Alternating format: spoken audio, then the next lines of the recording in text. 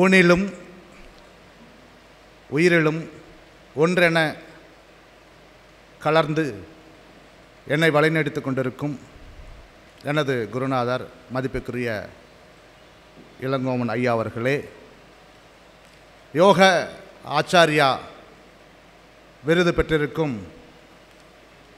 யோக ஆராய்ச்சியாளர், பத்திரிகையாளர், சமூக செயல்பாட்டாளர் என பன்முக திறமை கொண்ட மதிப்புக்குரிய ஏழுமலை சார் அவர்களே, ஏழுமலை சார் தினம் டெய்லி தான் சார் 1700 நினைக்கிறேன், டெய்லி இந்தியன் எக்ஸ்பிரஸில் ஏழுமலை சார் எழுதின கட்டுரைகளோ 1700. இதுவே யோகாவில் புதிய வரலாறு என்று சொல்லக்கூடிய அளவில் மிக அருமையாக தொடர்ந்து அற்புதமான கட்டுரைகளை எழுதி வருகிறார். இந்த ரங்கராஜபுரம் மனவளை கன்றத்தின் முக்கிய தூண்களாக இருந்து செயல்பட்டு கொண்டிருக்கும் திரு சதானந்தம் சார் அவர்களே, ஜெயராமன் சார் அவர்களே, மற்ற நிர்வாகிகளே, மேடையில் எனக்கு முன்பாக பேசிய சரண்ராஜ் அவர்கள் ஒரு சிறப்பானதொரு சொற்பொழிவை ஆற்றியிருக்கிறார். அது சொற்பொழிவு என்று சொல்ல முடியாது, புயல் மழை கலந்த பொழிவு. சித்தர்கள் பற்றிய மிக அற்புதமாக பேசினார். பிற்காலத்தில் ஒரு மிகுந்த சொற்பொழிவராக, சாதனையாளராக வருவார் என்பது எனக்கு ஐயமில்லை. யோகா ஆராய்ச்சியாளர்கள் இணைய நண்பர் சுகுமார் அவர்களே, செல்வி அவர்களே, சுமிதா, பத்ரி, உமா அவர்களே மற்றும் ஆன்றோர்களே, சான்றோர்களே, அனைவருக்கும் வணக்கம். ஏழுமலை சார் போன வாரம் ஃபோன் பண்ணி கேட்டார். ஏன்னா அவர் இதுவரைக்கும் எங்கிட்ட கேட்டது கிடையாது. உடனே நான் மறுபேச்சு சொல்லாமல் ஒப்புக்கொண்டேன். அதுக்கு காரணம் இன்னும் சாரும் வர்றாங்க அப்படின்னு சொன்னதுனால எனக்கு ரெட்டிப்பு மகிழ்ச்சி. எனக்கு கொடுக்கப்பட்ட தலைப்பு வந்து பார்த்திங்கன்னா சித்தர் இலக்கியமும் மருத்துவமும். சித்தர்கள் அப்படின்னா மருத்துவம் அப்படின்னு தான் நிறையா நம்ம பார்த்துருக்கோம். சித்தர்கள் சித்த மருத்துவம், அவர்கள் பேசாத பொருளே கிடையாது. எல்லா சப்ஜெக்ட்லேயும் பேசியிருக்காங்க. யார் சித்தர்கள்? சித்தர் என்றதுக்கு நிறைய பொருள் இருக்குது. குறிப்பாக சொல்லப்போனால் சித் என்றால் அறிவு, அறிவர்னு சொல்லுவாங்க தமிழில். அவங்க எதை எடுத்தாலும் ஏன், எதற்கு, எப்படின்னு சொல்லி ஆராய்ச்சி பண்ணவங்க சித்தர்கள். காலம், தேசம், மதம், சாதி, இடம் எதுக்குமே எல்லாத்துக்கும் அப்பாற்பட்டவங்க. குதம்பை சித்தர் சொல்லுவார், சித்தர்கள் வந்து பார்த்திங்கன்னா 4 கேட்டகரியில் முக்கியமாக சொல்லுவாங்க. சன்மார்க்க சித்தர்கள் அப்படிம்பாங்க, காய சித்தர்கள், யோக சித்தர்கள், ஞான சித்தர்கள். எல்லா சித்தர்கள் எல்லா சப்ஜெக்டும் பேசுவாங்க. பர்டிகுலர் இவங்க எல்லாம் இந்த கேட்டகரியில் வரவங்க எல்லாம் இது அதிகமாக பேசியிருப்பாங்க. சன்மார்க்க சித்தர்கள் திருமூலர் அன்பே சிவம் சொன்னாங்க, அவ்வளோதான். திருவள்ளுவர் பிறப்புக்கும் எல்லா உயிர்க்கும் எம்மதமும் சம்மதம் எல்லோரும் மக்கள். அன்பே சிவம், அன்புதான் சிவம் என்றாங்க. அன்புக்கு மேலே எதுவுமே கிடையாது. இதே திருவள்ளுவர் பேசுகிறாரு. அன்புங்கிற விஷயத்தை எல்லா சித்தர்களும் பேசியிருக்காங்க. அன்பு தான் டாப் நம்பர் 1, அன்பு இல்லைன்னா வேஸ்ட் அப்படிங்கிறாரு திருவள்ளுவர். 10 குறள் அன்பு பற்றி தான் பேசுகிறார். அன்புடைமை, அன்பு இருக்கணும், அன்பு உடையோராக இருக்கணும். ஒரு குறளை சொல்லுவார், அன்பின் வழி அது உயிர் நிலை. இதுக்கு உண்மையான பொருள் என்னென்னா, அன்பின் வழி உயிர் நிலை பெற்றிருக்கணும், நீடித்திருக்கணும், ஆரோக்கியமாக இருக்கணும், ஸ்ட்ரெஸ் இருக்கக்கூடாது, டிப்ரெஷன் இருக்கக்கூடாது, ஆன்சைட்டி இருக்கக்கூடாது, எதுவுமே இருக்கக்கூடாது. அப்படின்னா இல்லாமல் இருந்தால் உயிர் நிலை பெறும். அன்பின் வழி எது? அன்பின் வழி அது உயிர் நிலை பெறும். அகுதிலார்க்கு என்புதோல் போர்த்த உடம்புங்கிறார். அது இல்லைன்னா வெறும் எலும்பும் தோலும் போத்துன உடம்பு தான், உயிர் இருக்காது, சீக்கிரம் கிளம்பி போயிடும் அப்படிங்கிறாரு. அதே தான் திருமூலர் சொல்கிறாரு, சிவவாக்கியர் சொல்கிறாரு, எல்லாருமே சொல்கிறாங்க. இந்த சித்தர்கள் இந்த அன்போட இருந்த பாரு, உயிர் நீடிக்கிறதுக்கு வழி சொல்றாரு பாருங்க. அன்பின் வழி உயிர்நிலை, உயிர் பர்மனண்டா தங்கும் அப்படிங்கிறாரு. அன்பே சிவம். அப்போ எம்மதமும் சன்மார்க்க சித்தர்கள் இதெல்லாம் பேசியிருக்காங்க. அதுக்கு அடுத்தது பார்த்தீங்கன்னா ஞான சித்தர்கள் அப்படின்னு ஒரு கேட்டகரி இருக்கு. இவங்க ஞானத்தை பற்றி பேசிகிட்டே இருப்பாங்க. நீ இப்படியே இருக்காத, உன் அறிவை பயன்படுத்த. அறிவர் சித்தர் அப்படிங்கிறாங்க. சித்தர் அறிவு அப்படின்னு என்னது? மெய்யறிவுன்னு சொல்கிறாங்க. உயிர்னா என்னன்னு கேட்க சொல்கிறாங்க. மனம் எங்கே இருக்குன்னு கேட்க சொல்கிறாங்க. அறிவுன்னா என்னன்னு கேட்குறாங்க. நமக்கு எத்தனை அறிவுன்னு சொல்கிறாங்க. நமக்கு எத்தனை அறிவு? சும்மா சொல்லுங்க. 6 அறிவுன்னு சொல்லுவோம். என்னென்ன வரிசையாக சொல்ல தெரியாது, அதையும் சித்தர்கள் சொல்கிறாங்க. 6 அறிவுன்னு தெரியும். 1வது அறிவது, 2வது அறிவது, 3வது அறிவது, 4வது அறிவது, இப்படியே சொல்லிட்டு போகலாம். தெரியல, அதையும் சித்தர்கள் சொல்கிறாங்க. ஒன்றறிவதுவே உற்றறிவதுவேங்கிறாரு தொல்காப்பியர் சொல்கிறாரு. ஒன்றறிவதுவே உற்றறிவதுவே. உற்று அறிதல்,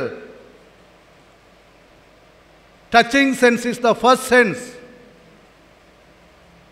யாராவது தொட்டாங்கன்னா நம்ம ஃபீல் பண்ண, கண்ட கட்டி இருக்கிறோம், தூங்கிட்டு இருக்கிறோம், தொடும்போது யாராவது தொடுறாங்கன்னு ஃபீல் பண்ணுறோம் இல்லையா? அந்த அறிவு முதல் அறிவு. 2வது அறிவு taste is the second sense.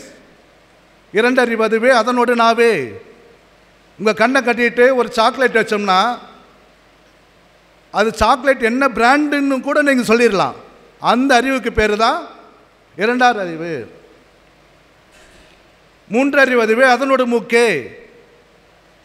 நீங்கள் வீட்டில் ஹாயாக ரெஸ்ட் எடுத்துட்டு இருக்கீங்க, பக்கத்து வீட்டில் சிக்கன் பிரியாணி பண்ணுறாங்க, அந்த ஸ்மெல் அப்படியே இங்கே என்ட்ரி ஆகுது. அவங்க பக்கத்து வீட்டில் சமைக்கிறது சிக்கன் பிரியாணா மட்டன் பிரியாணியான்னு கண்டுபிடிச்சு சொல்லக்கூடிய அறிவு தான் 3வது அறிவு. 4வது அறிவு, 4 அறிவதுவே அதனோட கண்ணே. இது ஃபேன், இது சேர், இது மைக், கேமரா, ஐடென்டிஃபை பிரித்து சொல்லிடும் இந்த மூளை. அந்த அறிவுக்கு பேர் 4ஆம் அறிவு. 5 அறிவதுவே அதனோடு செவியே. Either is the fifth sense, either means sound waves, ஒலி அலைகளை வாங்கக்கூடிய அறிவு. நீங்கள் வீட்டுக்குள் இருக்கீங்க,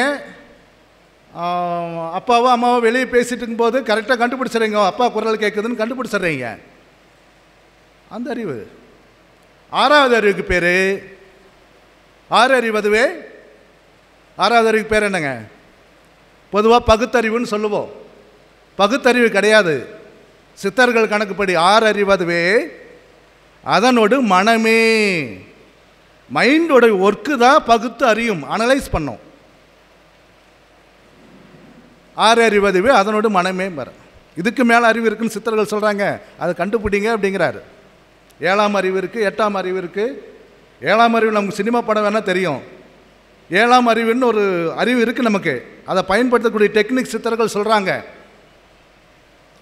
அப்போது அவங்க தான் சொன்னாங்க, இந்த மெய் அறி, உடம்புக்கு மெய் அப்படின்னு பேர். மெய்னா உடம்பு, உயிர். இந்த உயிர்னா என்ன, உடம்புன்னா என்ன, இதோட கான்செப்ட் என்ன, எப்படி ஃபங்க்ஷன் ஆகுது, எல்லாத்தையும் பிரித்து மேய்ஞ்சிட்டாங்க. சொல்கிறாரு சட்டமணி சித்தர் சொல்கிறாரு, அண்டத்தில் உள்ளது பிண்டம், பிண்டத்தில் உள்ளது அண்டம், அண்டமும் பிண்டமும் ஒன்றுதானமே. 2 வேற வேறன்னு நினச்சிக்காத. அண்டமும் பிண்டமும் ஒன்றுதானாமே அறிந்து நாம் பார்க்கும்போது. நான் ஃபுல்லாக அறிஞ்சு பார்த்துட்டோம், ஃபுல்லாக அனலைஸ் பண்ணி பார்த்தோம், ஃபுல்லாக சயின்டிஃபிக்காக ரிசர்ச் பண்ணி பார்த்துட்டேன். 2லேயும் ஒரே விஷயந்தான் நடக்குது அப்படிங்கிறாங்க. Universe is macrocosm, our body is microcosm. இவ்வளோதான் டிஃப்ரெண்ட். அங்கே என்னென்ன சேஞ்சஸ் நடக்குதோ எல்லாமே இங்கே நடக்குதுன்னு சொல்கிறாங்க. பஞ்சபூதங்கள் தான் உன்னுடைய உடம்பே அப்படிங்கிறாங்க. பஞ்சபூதங்கள் நிலம், நீர், காற்று, நெருப்பு, ஆகாயம் அப்படின்னு நம்ம சொல்லிகிட்டே போகலாம். சேம் அதே தான். பஞ்சபூதங்கள் நிலம், நிலத்திலிருந்து விளையக்கூடிய காய்கறி கனிகளை அம்மா மூலமாக நம்ம உடம்பு வாங்கிடுச்சு. அந்த சத்துக்களை எடுத்து சதை, நரம்பு, எலும்பு இது மாதிரி ஒவ்வொரு உறுப்புகளாக உருவாக்குச்சு. நாம் பிறந்ததுக்கப்புறம் அதே காய்கறின்னு நாம் பேர் வச்சுருக்கோம். அது மண்ணினுடைய அம்சம். மண்ணு தான் பழமாக சதையாக மாறி இருக்கு. மண்ணுக்குள்ளே இருக்கக்கூடிய நீர் தான் சாரா மாறி இருக்கு. மண்ணுக்குள்ளே இருக்க நியூட்ரியன்ஸ் தான் உங்களுக்கு எனர்ஜி கொடுக்குது. அதுதான் உங்களை பாடியை கன்ஸ்ட்ரக்ட் பண்ணுதுங்கிறாங்க. அப்போது மண்ணினுடைய அம்சத்தை கரெக்டாக எடுத்துக்கிட்டு நம்ம உடல் உருவாயிருச்சு. மண்ணுக்குள்ளே என்ன ஓடிட்டுருக்கு? நீர் ஓடுது, இங்கே ரத்தம் ஓடுது, அவ்வளோதான். இது மண்ணுக்குள்ளே நீர் ஓடுது, உடலுக்குள்ளே உதிரம் ஓடுது. அதுக்கடுத்து காற்று. இந்த பூமியில் காற்று இல்லைன்னு எதுவுமே கிடையாது.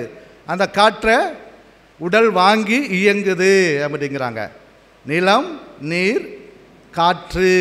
இந்த காற்று இல்லைன்னா இல்லை. சித்தர்கள் கான்செப்ட் காற்றை பற்றி சொல்கிறாங்க. காற்றே கடவுள். காற்றே இன்னொரு மீனிங் எல்லாத்தையும் பரிபாஷையில் சொல்லியிருப்பாங்க. நம்ம ஒவ்வொரு வார்த்தைகளும் நம்ம அலசி ஆராயணும்.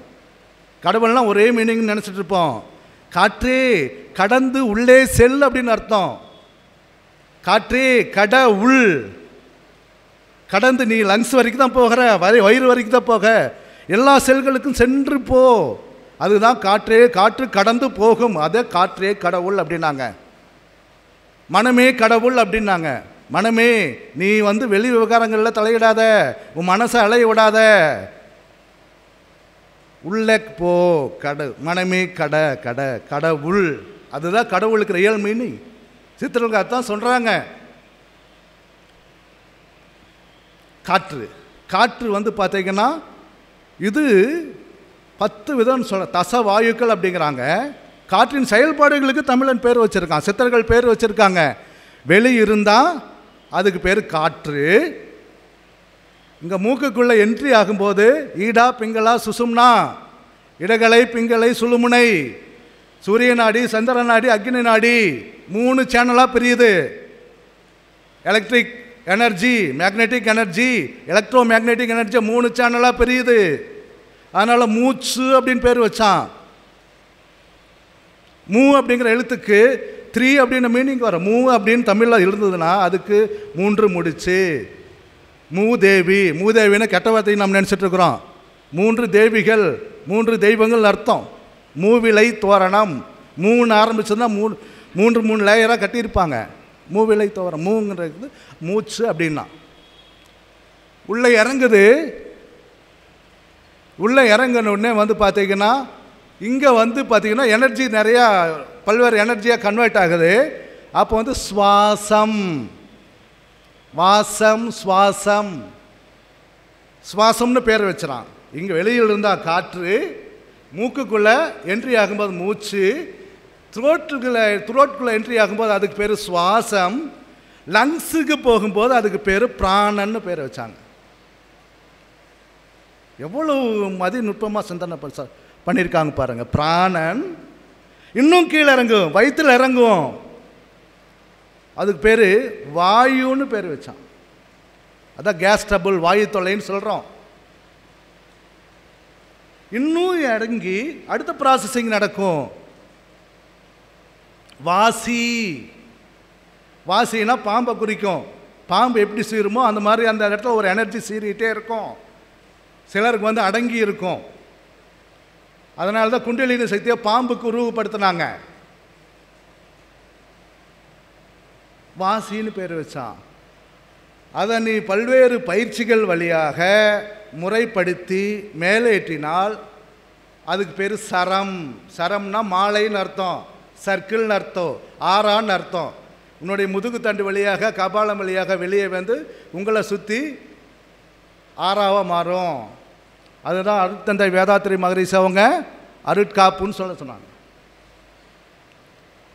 இந்த காற்றுக்கு இவ்வளோ வேலை இருக்குது. நம்ம ஏதோ காற்று தானே, மூச்சு தானே அப்படின்னு நினச்சிட்டு இருக்கோம். வெறும் காற்றென்று எண்ணிடாதப்பா. சித்தர்கள் சொல்கிறாங்க, வெளியே இருந்து உள்ளே வரும் காற்றை வெறும் காற்றென்று எண்ணிடாதே, அதுக்குள் பல்லாயிரம் சத்துக்கள் உண்டு அப்படிங்கிறாங்க.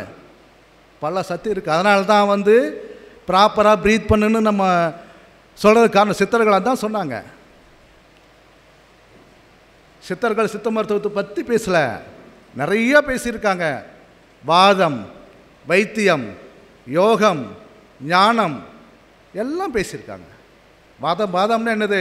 ஒரு மெட்டலை மெடிசனாக மாற்றக்கூடிய டெக்னிக் நம்ம கேள்விப்பட்டிருப்போம். தங்க பஸ்பம், வெள்ளி பஸ்பம். வெள்ளியை மருந்தாக மாற்றி பவுடராக மாற்றிடணும். வெள்ளியை பவுடர் பண்ணால் தண்ணியில் போட்டால் கரையணும்.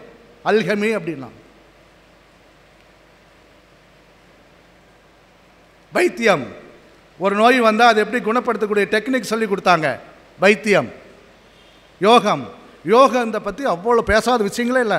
நம்ம நினச்சிட்ருக்கோம் யோகாவை பற்றி திருமூலர் மட்டும் பேசியிருக்காருன்னு நினச்சிட்ருக்கோம். திருவள்ளுவர் பேசுகிறாரு. ஞான வெட்டியான ஒரு புத்தகம், அந்த புத்தகத்தை படித்து பாருங்கள். பத்மாசனம் எப்படி செய்யணும் பாட்டாவே சொல்லியிருப்பாங்க. வீரபத்ராசனம் எப்படி செய்யணும், அவங்க 8 ஆசனங்கள் விளக்குறாங்க. மச்சமுனி ஆசனங்கள் செய்முறை பற்றி பேசுகிறாரு. கோரக்கர் ஆசனங்கள் செய்முறை, பிராணாயாம செய்முறை பேசுகிறாங்க. நம்ம அதை படிக்க தவறிட்டோம் தான். நாம் இங்கே கோரக்கர் அப்படின்னு சொன்னோம், அங்கே கோரக்நாத் அப்படிங்கிறாங்க. டிஃப்ரெண்ட், அவ்வளோதான். இங்கே மச்சமுனின்னு சொல்கிறோம், அங்கே மச்சேந்திரநாத் அப்படிங்கிறாங்க. எவ்வளோதான் டிஃப்ரெண்ட். அப்போது இங்கே யோகா இன்னும் சொல்ல நிறைய ஆய்வு பண்ணி பார்த்தோம்னா, தமிழ்நாட்டில் யோகக்கலை அந்த காலத்தில் பிரபலமாக இருந்திருக்கு, தோன்றி இருந்திருக்குது அப்படின்னு சொல்கிறாங்க. காலப்போக்கில் அதை ஃபாலோ பண்ணல. அப்போது இந்த சித்தர்கள் யோகத்தை பற்றி, ஞானத்தை பற்றி எல்லாம் பேசியிருக்காங்க. அப்போது அறிவு விசாலமாக்கு அப்படிங்கிறாங்க. ஏன், எதற்கு? இந்த உடல் எப்படி இயங்குதுன்னு சொல்கிறாங்க. உடல் எப்படி இயங்குது? பஞ்சபூதத்தால் இயங்குது. 3 பூதம் பார்த்தாச்சு. காற்று, அதுக்கடுத்தது என்ன? நெருப்பு. நெருப்பு இல்லைன்னா எதுவுமே இல்லை, இயங்காது. நெருப்பு தான் ஃபயர், நெருப்பு தான் எலக்ட்ரிக் பவர். சன்லைட்டில் அப்போ தான் சூரிய குளியல் பண்ணணும் அப்படிங்கிறாங்க. சன்லைட்டில் வாக் பண்ணுங்கன்னு சொல்கிறாங்க. சூரிய நமஸ்காரம்னு சொல்கிறாங்க. ஏன்? காரணம் இல்லாமல் சொன்னாங்க. உங்களுக்கு சூரிய ஒளியில் பாடியை எக்ஸ்போஸ் பண்ணும்போது இங்கே இருக்கக்கூடிய சில சூட்சும செல்கள் அந்த சன்லைட்டோடைய எனர்ஜியை ரிசீவ் பண்ணும். வைட்டமின் டி மட்டும் கிடைக்குதுன்னு நினச்சிட்டு இருக்கிறோம். Electric power automatic generator. இது ஆட்டோமேட்டிக்காக உங்கள் பாடியை ஜெனரேட் பண்ணும். பாடியை எலக்ட்ரிக் பவரை உற்பத்தி பண்ணும். நீருக்குள் நெருப்பு இருக்கும். புரியுதா? இந்த உலகத்தில் 70-75% நீர் தான். நிலத்து மேலே இருக்குது, அதுக்குள்ளே நெருப்பு இருக்குதுங்கன்னு சித்தர்கள் சொல்கிறாங்க. நெருப்பு எங்கே இருக்குது? தண்ணியும் நெருப்பும் எதிரிகளாச்சே. எதிரிகள் தானே. எப்படி தண்ணியும் நீரும் ஒன்று சேரும்? தண்ணீரை, இரத்தத்தை, நம்ம சுரப்பிகளை, நிணநீர் சுரப்பிகளை, ஹார்மோன்களை இயக்குவதற்கு வெப்பம் தேவை. வெப்பம் இல்லைன்னா, கரண்ட் இல்லைன்னா வெளியே வராது. சித்தர்கள் சொல்கிறாங்க. கண்ணீர் தொட்டு பார்த்தா லேசான சூடு இருக்கும். தண்ணிக்குள்ளே நெருப்பு இருக்குதுன்னு அர்த்தம். சளி தொட்டு பார்த்தா, சளி வெளியே தொட்டு பார்த்தா லேசான சூடு இருக்கும். வேர்வை வரும்போது உடனே தொட்டு பார்த்தா லேசான சூடு இருக்கும். யூரின் போகும்போது பார்த்தீங்கன்னா சூடு இருக்கும். உடலுக்குள்ளிருந்து எது வெளியேறினாலும் அதை வெளியேற்ற இந்த சூரியனின் சக்தி, வெப்ப சக்தி தேவை. இது சித்தர்கள் கான்செப்ட். அதுக்கு அடுத்தது இந்த வெப்பம் கூட பல பிரிவுகளாக இருக்குது அப்படின்னு சொல்கிறாங்க. அது அக்னின்னு பேர் வைக்கிறாங்க சித்தர்கள். மூலாக்னி. இங்கே ஒரு ஃபயர் இருக்குது, இடுப்புக்கு கீழே, அதுக்கு வந்து மூல அக்னிங்க அப்படிங்கிறாங்க, கிரியேட்டிவ் ஃபயர். இந்த அக்னி செயல்படல, ப்ராப்பராக ஃபங்க்ஷன் ஆகலை அப்படின்னா செக்ஸுவல் ரிலேட்டட் ப்ராப்ளம்ஸ் வரும்னு சித்தர்கள் சொல்கிறாங்க. இங்கே அக்னி இருக்கணும். அதுக்கு அடுத்தது ஜடார அக்னி ஸ்டமக்கில் இருக்கும். இதுக்கு வந்து பார்த்தீங்கன்னா டைஜஸ்டிவ் ஃபயர். அப்போ ஜடராகினியை இது ப்ராப்பராக ஃபங்க்ஷன் ஆகலைன்னா ஃபுட்டு டைஜஷன் ஆகாது, கான்ஸ்டிபேஷன் ப்ராப்ளம் வரும், அஜீரண கோளாறு வரும், கேஸ்ட்ரிக் ப்ராப்ளம் வரும் அப்படிங்கிறாங்க. அதுக்கு அடுத்தது கமலாகினி, ஹார்ட் ஃபயர். இது ப்ராப்பராக நடக்கலைன்னா இந்த ஹார்ட்டில் ப்ராப்ளம் வரும் அப்படிங்கிறாங்க. ஞானாகினி, இன்டலெக்டிவ் ஃபயர். இங்கே கரெக்டாக இந்த ஃபயர் வேலை செய்யலை அப்படின்னா ஐஸ் ஃபங்க்ஷன் ஆகாது, பார்வை குறைபாடுகள் வரும், நாலேஜ் அறிவு மந்தமாக இருக்கும். சிவாகினி ஆர் பிரம்மாகினி, இங்கே அந்த ஹீட் இல்லை அப்படின்னா இங்கே பிரெயின் வேலை செய்யாது அப்படிங்கிறாங்க சித்தர்கள் கான்செப்ட். இவ்வளோ விஷயத்தில் பேசியிருக்காங்க. அப்போ இது ப்ராப்பராக அந்த ஃபயர் நடக்கிறதுக்கு ஃபயர் வேணும் அப்படிங்கிறான். அதுக்கு அடுத்தது வந்து பார்த்திங்கன்னா நிலம், நீர், காற்று, நெருப்பு. அதுக்கு அடுத்து என்னது? என்னங்க? ஆகாயம். காயம் ரெண்டா பிரிங்க. கடவுள், ஆன்மா, காயம் உடம்பு. காயமே இது பொய்யடா, காற்றடைத்த பையடான்னு சொன்னாங்களா. கடவுள் எனர்ஜி உங்க உள்ள பாஸ் ஆகும், அதான் ஸ்பேஸ் அப்படின்னாங்க. ஸ்பேஸ் எனர்ஜி அப்படிங்கிறாங்க. நம்ம பாடியில் எங்கெங்கெல்லாம் ஸ்பேஸ் இருக்கு? வயிற்றில் இருக்கணும். என்னங்க? அதுக்கு அடுத்தது நெஞ்சுக்கூடு. அதுக்கு அடுத்து இங்கே ஸ்பேஸ் இருக்கணும். இங்கே ஸ்பேஸ் இருந்தால் தான் அந்த பாஸ் ஆகும், ஆகாய சக்தி பாஸ் ஆகும். இதுதான் உங்கள் மைண்டை ஆப்ரேட் பண்ணும். பிறந்த குழந்தையை பார்த்துட்டிங்கன்னா பார்ன் பேபி ஃபுல்லாக எலும்பு ஆர்கன் எல்லாமே ஃபுல்ஃபில் ஆகிரும். ஆனால் இங்கே மட்டும் இந்த இடம் மட்டும் ஃபுல்ஃபில் ஆகாது, உச்சிக்குழின்னு சொல்லுவோம். ஏன்? ஒரு 10 மாதம் உள்ளேயே வச்சுருந்து எல்லா ஆர்கனையும் டிசைன் பண்ண கடவுள் இன்னும் 1 மாதம் எக்ஸ்ட்ரா கூட வச்சுருந்து டிசைன் பண்ணியிருக்கலாம்ல, ஃபுல்ஃபில் பண்ணியிருக்கலாம்ல. ஏன்? அது தாயினுடைய வயிற்றுக்குள் இருக்கும்போது அந்த எனர்ஜி ரிசீவ் பண்ணாது. குழந்தை வெளியே வந்ததுக்கப்புறம் தான் ஆகாய எனர்ஜியை ரிசீவ் பண்ணோம். அப்போ இந்த இடம் வந்து துடிச்சிக்கிட்டே இருக்கும், உச்சிக்குழி துடிச்சிக்கிட்டே இருக்கும். என்னென்னா ஆகாய எனர்ஜி பாஸ் ஆகுதுன்னு அர்த்தம். குழந்தை வந்து அது மனதனுடைய வளர்ச்சியை ஊக்கப்படுத்தும், அதிகப்படுத்தும்.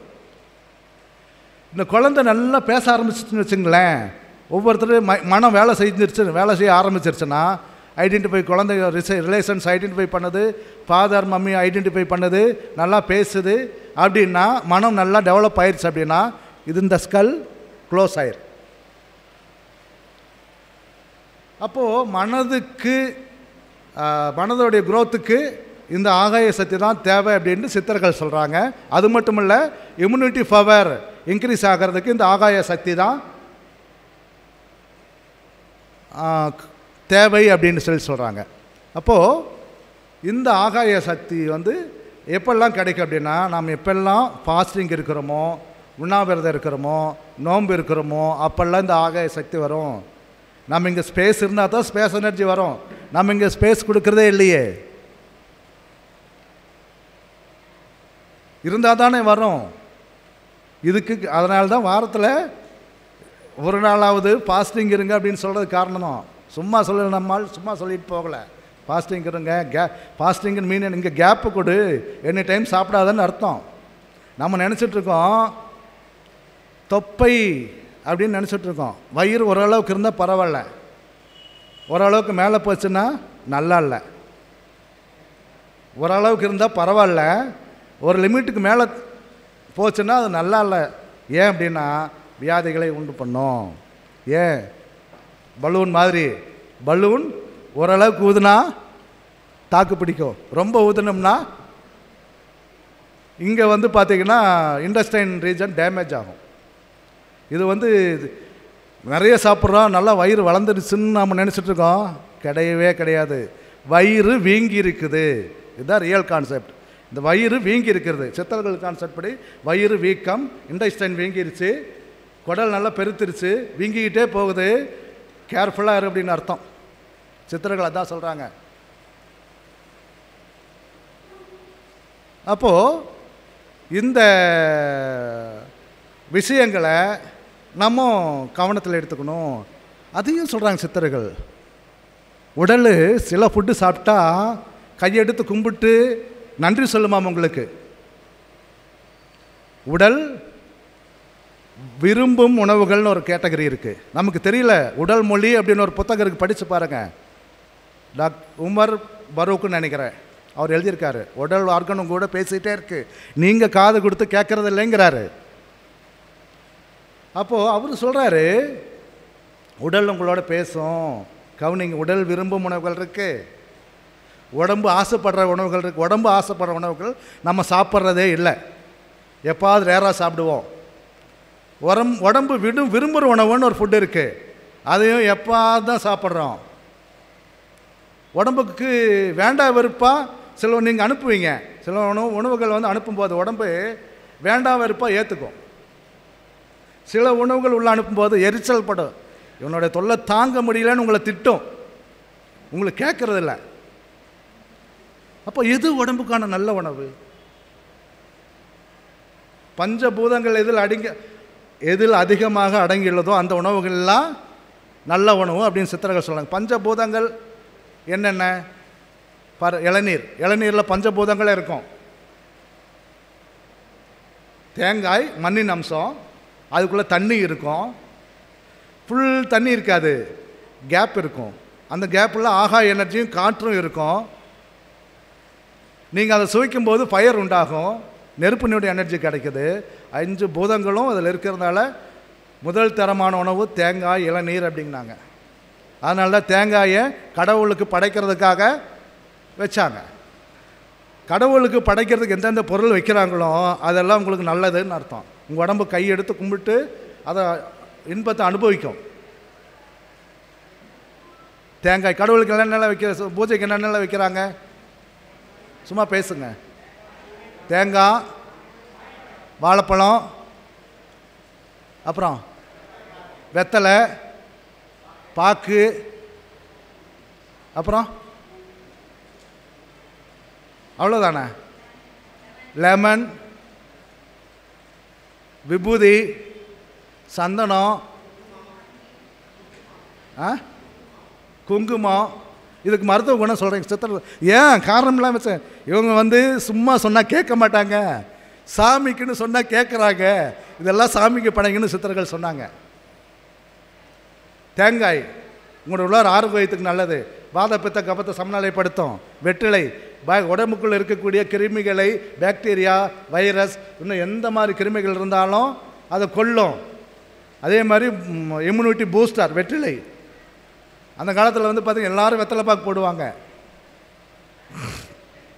எங்கே கல்யாணத்துக்கு போனாலும் வெத்தலைப்பாக்கு கொடுப்பாங்க, நல்ல விசேஷங்களில் வெத்தலைப்பாக்கு கொடுப்பாங்க. என்னென்னா நீ சாப்பிட்டு ஆரோக்கியமாக தெம்பாடுறான்னு அர்த்தம். 90% தாம்பத்திய பிரச்சனைகளை வெத்தலையே நீக்கிறோம்.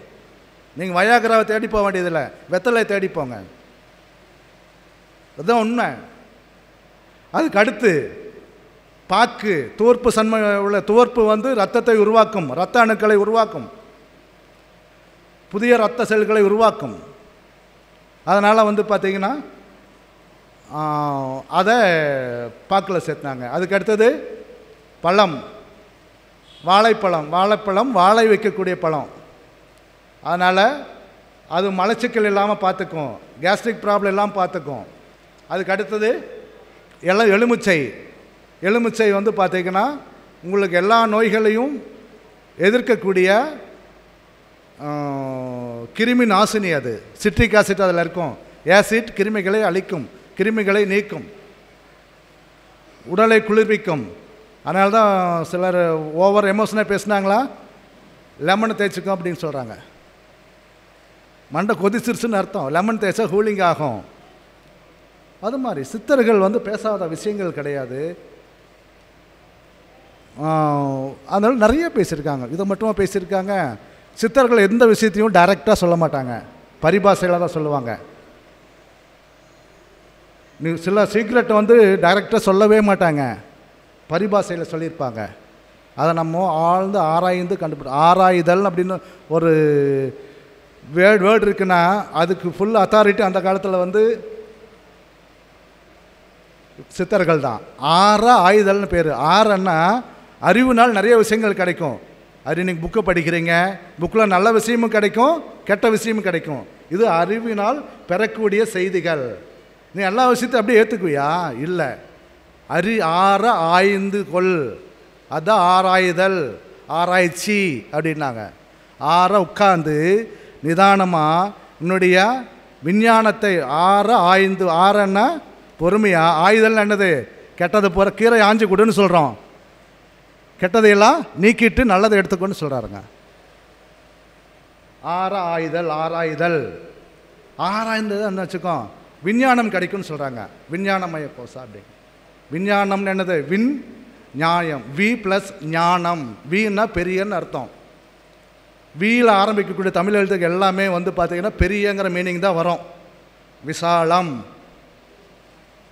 பெரிய இடம்னு அர்த்தம். விஸ்வநாதம் பெரிய சவுண்டுன்னு அர்த்தம். விஸ்வரூபம் பெரிய உருவம்னு அர்த்தம். விஞ்ஞானம் பரந்த அறிவுன்னு அர்த்தம், கரெக்டான அறிவுன்னு அர்த்தம், தெளிவான அறிவுன்னு அர்த்தம். ஒரு 10 நிமிஷம் முடிச்சிருவா சார்? அப்போ வந்து பார்த்தீங்கன்னா தெளிவான அறிவுன்னு அர்த்தம். அப்போ வந்து விஞ்ஞானம், விஞ்ஞானத்தை கண்டுபிடித்தவர்கள் சித்தர்கள். அவங்க பேசாத விஷயமே கிடையாது. அணு பற்றி பேசியிருக்காங்க. அணுவில் அணுவினை ஆதி பிராணனை அணுவில் அணுக வல்லார்க்கு அணுவினில் இருந்து அர்ச்சித்தானே. அணுவை பற்றி பேசியிருக்காங்க.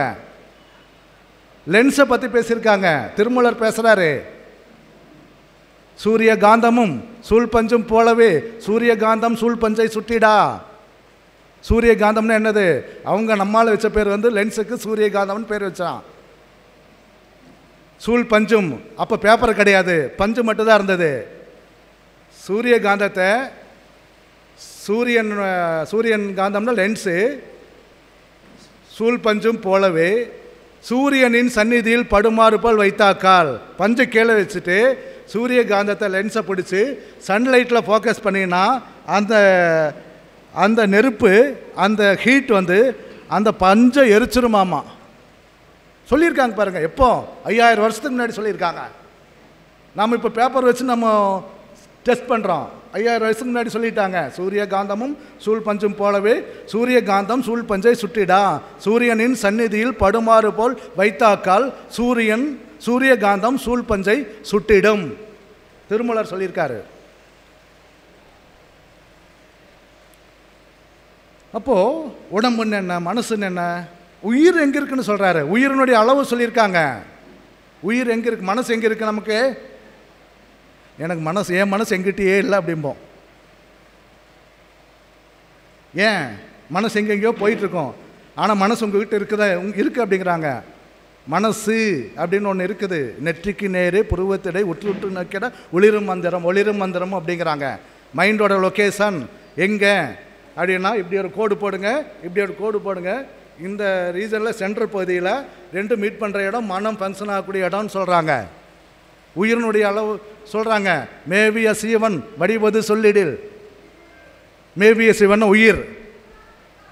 கோவின் மயூர் ஒன்று எடுத்து 100 கூறாக்கி அதில் ஒன்று எடுத்து 1000 கூறாக்கி அதில் ஒன்று எடுத்து அளந்து பார்த்தால் உயிரின் அளவாமே அப்படிங்கிறாங்க. பசுமாட்டினுடைய உடம்புல சின்னோண்டு முடி இருக்கும், அதை 100 கூறாக்கி அதிலிருந்து ஒன்று எடுத்து 1000 கூறாக்கணுமாம்மா.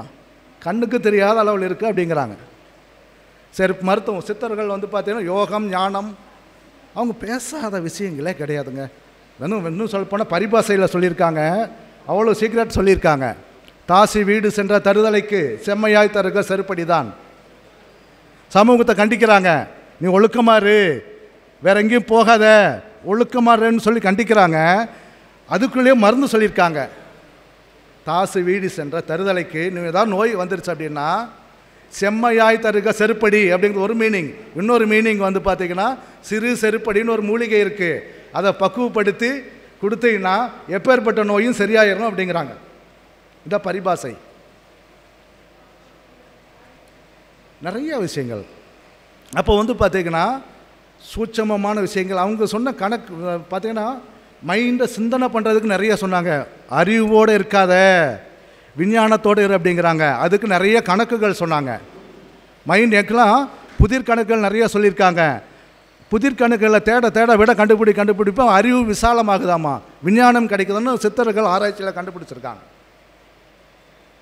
ஒரே ஒரு கணக்கு யார் கண்டுபிடிக்கிறீங்க பார்ப்போம். ஒரு குருவி, சித்தர்கள் கணக்கு தான் நான் சொல்ல, ஒரு குருவி கூட்டமாக பறந்து போகுது, தனியாக ஒரு குருவி பறந்து போகுது. இதோட முடிச்சிடலாம். ஒரு குருவி கூட்டம் பறந்து போகுது, தனியாக ஒரு குருவி பறந்து போகுது. இந்த தனி குருவி கூட்டத்தில் இருக்க லீடரை பார்த்து கேட்குது, நீங்கள் 100 குருவிகள் எங்கே போகிறீங்க?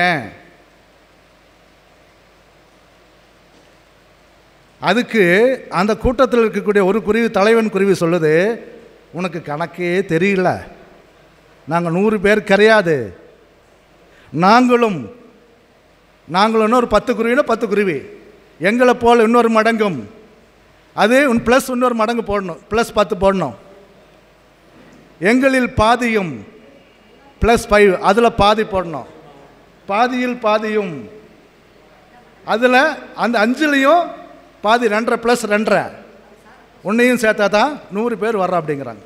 அப்போ பறந்து போன குருவிகள் எத்தனை? 2 நிமிஷம் டைம். திங்க் பண்ணால் பிரெயினில் எனர்ஜி ஃபார்ம் ஆகுதாமா. கணக்கு போடுங்க, நானே சொல்லிடுறேன். 36 குருவிகள் பறந்து போச்சு. 36 + 36 + 18 + 9 + 1 போடுங்க, 100 வரும். சொல்லினா ஒரு மணிக்கணக்கில் பேசலாம்.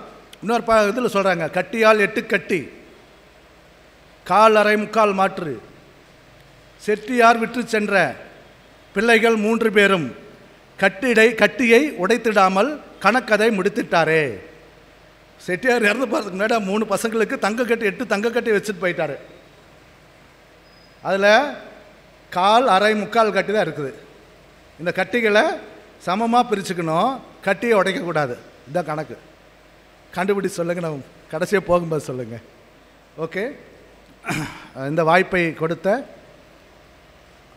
இந்த மன்றத்திற்கும் குறிப்பாக ஏழுமலை சார் அவர்களுக்கும் மற்ற நிர்வாகிகளுக்கும் எனது நன்றியை தெரிவித்துக் கொள்கிறேன். மிக்க நன்றி. நன்றிங்கய்யா. ரொம்ப சிறப்பாக உரையாற்றி நிறைவாக மூளைக்கும் கொஞ்சம் வேலை கொடுங்க அப்படின்ற மாதிரி நிறைவு செஞ்சுருக்கிறீங்க. மிக்க மகிழ்ச்சிங்க ஐயா. அதாவது சித்தர்கள் கூறுகின்ற உடற்கூற்று வண்ணம் அப்படி சொல்லி, உடற்கூறு வண்ணம் சொல்லி நம்ம பட்டினத்தார் வந்து ஒரு பெரிய பாடல் ஒன்று பாடியிருப்பாருங்க.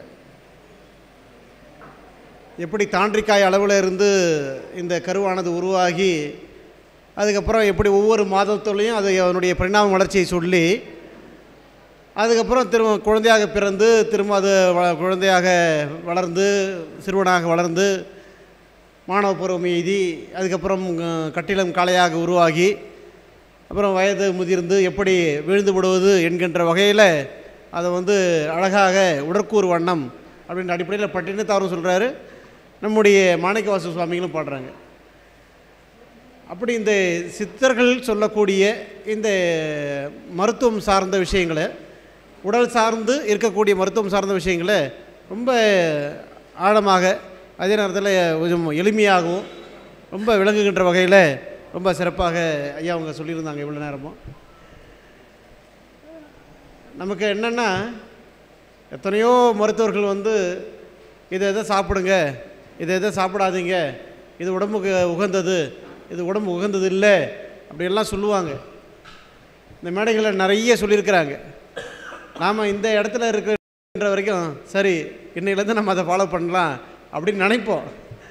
வீட்டுக்கு போன உடனே அதை விட்டுட்டு அடுத்த வேலையை நம்ம பார்ப்போம்.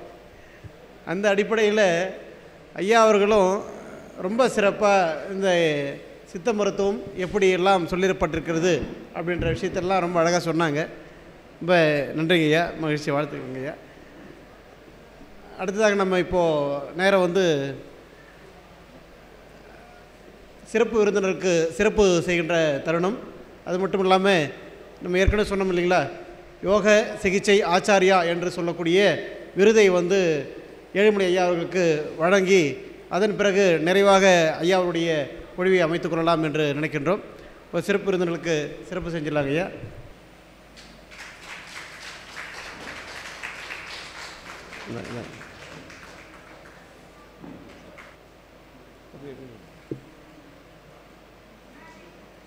அடுத்ததாக நம்முடைய மருத்துவர் ஐயா அவர்களுக்கு நம்முடைய சித்திரலிங்க மைய துணைத் தலைவர் குமரேசன் ஐயா அவர்கள் பொன்னாடை அணிவிப்பார்கள்.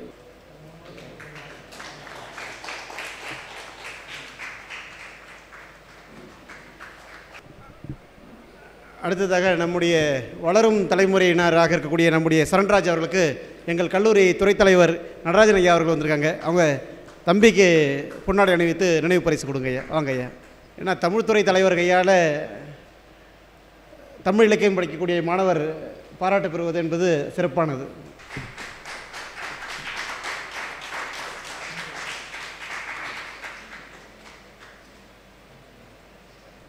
ஏழுமலை ஐயா அவர்களுக்கு இப்பொழுது அந்த யோக சிகிச்சை ஆச்சாரியா என்கின்ற விருதை நம்முடைய இளங்கோவன் ஐயா அவர்களுடைய திருக்கரங்களால் அளிக்கப்படுகின்றது. ஐயா அவர்களுக்கு ஜெயராமன் ஐயா அவர்கள் இல்லை, அவர் ஐயா இதற்கு இங்கே ஜெயராமன் ஐயா அவர்கள் பொன்னாடை அணிவித்து கௌரவிப்பார்கள்.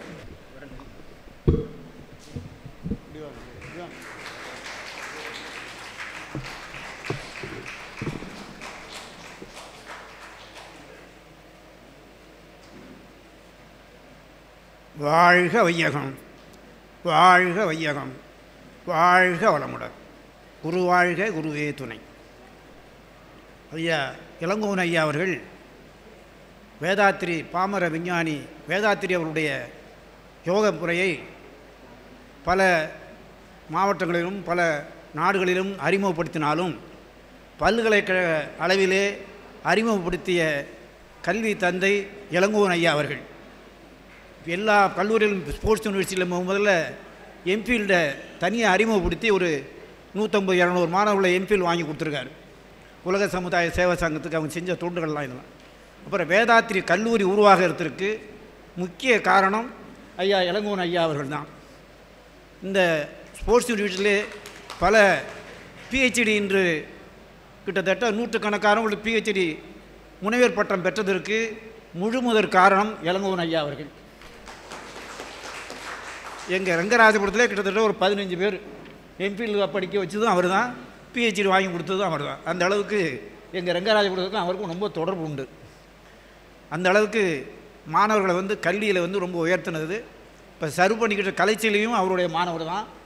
அதே மாதிரி கிட்டத்தட்ட ரங்கராஜபுரத்தில் மாத்திரம் ஒரு 15 மாணவர்கள் எம்ஃபில் மாணவர்கள் அது மாதிரி உருவாக்கியிருக்காங்க. இவர் வந்து முதல்ல 2013 நாங்கள் எம்ஃபில் படிக்கிறப்ப ரங்கராஜபுரம் வெள்ளி விழாவுக்கு எஸ்பி முத்துராமன், சந்திரசேகர், அடுத்தது இவர் பெருமாள் ஐயா இவங்கெல்லாம் வர்றாங்க. முதல்ல சந்திரசேகரும் எஸ்பி முத்துராமனும் இவருடைய உரையை கேட்குறாங்க. கேட்ட உடனே முதல்ல நான் என்கிட்ட கேட்ட கேள்வி, இவர் டாக்டரா, சைக்காலஜிஸ்டா, உடல் தத்துவ சயின்டிஸ்டா, என்ன துறையிலேருந்து வந்து பேச வந்திருக்காரு ஐயா அப்படின்னு கேட்டாங்க. இதோட வேறு சான்றுகள் ஒன்றும் பண்ண முடியாது. அந்த அளவுக்கு அவருடைய உரை அப்படி அமைஞ்சுது. இன்றைக்கு இன்னும் இந்திய அளவில் செயலாளர் இருக்கிறது மட்டும் இல்லை, யூனிவர்சிட்டியில் வந்து வகிக்காத பதவி இல்லை.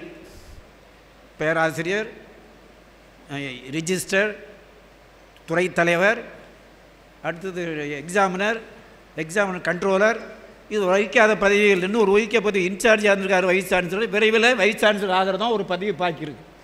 அந்த அளவுக்கு வைஸ் சான்சலர் ஆகிற தகுதி அவருக்கு இருக்குது. விரைவில் அது ஆகிடுவார். நம்ம வேதாத்திரியத்துக்கு வந்து த்ரூஅவுட்டு நம்முடைய உலக சமுதாய சங்கத்துக்கு ஆலோசகராக இருக்கார். அவர் வாங்கின விருதுகளெல்லாம் பட்டியல் போட்டால் இன்னும் ஒரு நாளைக்கு படிக்கலாம். அந்த அளவுக்கு கிட்டத்தட்ட 450 இன்டர்நேஷ்னல் கான்ஃபரன்ஸில் பேப்பர் ப்ரெசென்ட் பண்ணியிருக்காரு. சிறப்பு அழைப்பாளராக 45 தடவை இன்டர்னல் கான்ஃபரன்ஸ் போயிருக்காரு. அது மட்டும் இல்லாமல் லயன்ஸ் கிளப் இன்டர்நேஷ்னலில் 450 அவார்டு வாங்கியிருக்காங்க, இன்டர்நேஷ்னல் அவார்டு வாங்கியிருக்காரு. இப்படி எண்ணிக்கிட்டே போயிடலாம். அந்த அளவுக்கு இந்த வேதாத்திரியத்துக்கு மட்டும் இல்லை, இந்த இந்தியன் யோகாவில் வந்து அவர் வகிக்காத பதவியே இல்லை. நாங்கள் கிளாஸ் எடுக்கிறப்பே சொல்லுவார், அதான் ஐயங்கார் யோகாவில் ஆரம்பித்து புத்த கிருஷ்ணமாச்சாரி யோகா ஆரம்பித்து எந்தென்ன யோகா இருக்குது அதெல்லாம் எங்களை அறிமுகப்படுத்துனது ஐயா அவர் தான். அந்த அளவுக்கு அந்த இந்திய செயலாளர் மட்டும் இல்லை, தமிழகத்து செயலாளர் மட்டும் இல்லை, விரைவில் இந்தியாவினுடைய தலைவராகிற தகுதி அவருக்கு உண்டு. அந்த அளவுக்கு போயிட்டே இருக்கார். இங்கே இந்தியாவில் பார்க்காத ஸ்டேட்டு கிடையாது, பார்க்காத கண்ட்ரி கிடையாது. அதே மாதிரி வெளிநாட்டு பயணம், சைனா, சவுதி அரேபியா, அது மாதிரி சைனா பல நாடுகளுக்கும் சென்று யோகா கான்ஃபரன்ஸ் அட்டன் பண்ணுறாரு. இவர் வந்து நம்ம தமிழகத்தினுடைய யோகாவுக்கு முதல்ல யோகா பிஹெச்டி பண்ணவர் தனியாக. முதல்ல ஃபிசிக்கல் எஜுகேஷன் டைரக்டர் அதுதான் பிஹெச்டி பண்ணுவாங்க. ஐயா ஒருத்தர் தான் பிஹெச்டி டைரெக்டாக யோகாவில் வாங்கினவர். அந்த பெருமையும் அவருக்கு உண்டு. அது மாதிரி பல சிறப்புகளை பெற்றிருந்தாலும் இன்றைக்கு நம்முடைய மனவளக்கலை வந்து இந்த அளவுக்கு உச்ச நிலைக்கு போகிறதுக்கு அவர் வடிவமைத்து எப்படி கொண்டு சொல்லுவார். முதல்ல நீங்கள் யோகா கலையை படிச்சுக்கிட்டோன்னா என்ன உங்களுக்கு வேதாத்திரி பற்றி சொல்ல போகிறீங்க, உடல் நலம் மனநலம் இதெல்லாம் சொல்லி யாரும் கேட்க மாட்டாங்க. புரியுதா உங்களுக்கு? என்ன ஸ்பெஷல் இருக்குது வேதாத்திரியத்தில் அப்படிங்கிற ஒரு ஆய்வு ஒரு பேசுகிற பிறகு உலக சமுதாய சங்கம் ஒரு ஆலோசகராக நியமித்து பல கான்ஃபரன்ஸ் ஒர்க் ஷாப்லாம் நடத்தி பல யோசனைலாம் சொல்லி அப்போ இன்டர்நேஷ்னல் கான்ஃபரன்ஸ் நடத்தி என்னென்ன விதத்தில் நீங்கள் தொழில்நுட்பம் பண்ணணும், அதாவது தெரப்பியில் கொண்டு போகணும், நோய் தீர்க்கிற கருவியாக இருக்கணும், இப்படி எல்லா இன்ஸ்ட்ருமெண்ட்டும் உங்களுக்கு வேணும்னு சொல்லி அவர் போட்ட லிஸ்ட்டெல்லாம் இப்போ நம்ம ஆலியாரில் வாங்கிட்டாங்க. அந்த அளவுக்கு விஞ்ஞானபூர்வமாகவும் அறிவுபூர்வமாகவும் பல விஷயங்களை செஞ்சு நம்மளுடைய உலக சமுதாய சேவகத்துக்கு பல நுண்ணறிவு ஆலோசனைகள்லாம் வழங்கியிருக்காரு. அந்த மாதிரி ஒரு அறிஞர், யோக அறிஞர் வந்து இங்கே வந்து சித்திர இலக்கிய மையத்துக்கு நான் கலக்கணும்னு கிட்டத்தட்ட ஓராண்டு 2 ஆண்டு முயற்சி பண்ணிகிட்டே இருக்கிறேன். அது வந்து ஏழ்மலை ஐயா அவார்டு வாங்கின ஒரு சில வந்து பெரிய சான்ஸ் கிடைச்சிது. இந்த அவார்டு வந்து முதல்ல யோக சிகிச்சை ஆச்சாரிய அவார்டு வந்து முதல்ல பெற்றது வந்து தமிழகத்தில் முதல் ஒரு வந்து இளங்கோவன் ஐயா தான். அடுத்து ரெண்டாவது ஆச்சாரிய அவார்டு நம்ம முருகேசன் ஐயா அவர்கள். அந்த வரிசையில் ரெங்கராஜபுரம் அறக்கட்டளையை சேர்ந்த துணை பேராசிரியர் அவரும் வந்து பேராசிரியரும் ஆஸ்கர் அவார்டு வாங்குறாரு, ஆச்சாரிய அவார்டு வாங்குறாரு. இது 3 நிகழ்ச்சி இறைநிலை ஏற்பாடு இருந்தாலும் நம்முடைய ரெங்கராஜபுரத்துக்கு பெருமை மட்டும் இல்லை, சித்திர இலக்கிய மையத்துக்கும் ஒரு பெருமை சேர்க்கக்கூடிய விஷயத்து இங்கே நடக்குது. அதனால் அவருடைய வரலாறை படித்தோம்னா இன்றைக்கி வந்து கிட்டத்தட்ட ஒரு 10 பக்கம் இருக்குது. அவரை பற்றி சொல்லணுன்னா அதுக்கே நிகழ்ச்சி ஆகிடும். அவர் உரையை கேட்கறதுக்கு வந்திருக்கிறப்போ நான் இடையில மறிக்கக்கூடாது. ஐயா அவர்கள் உரையாற்றுமாறு அன்புடன் வேண்டுகிறோம். வாழ்க வையகம், வாழ்க வையகம், வாழ்க வளம்.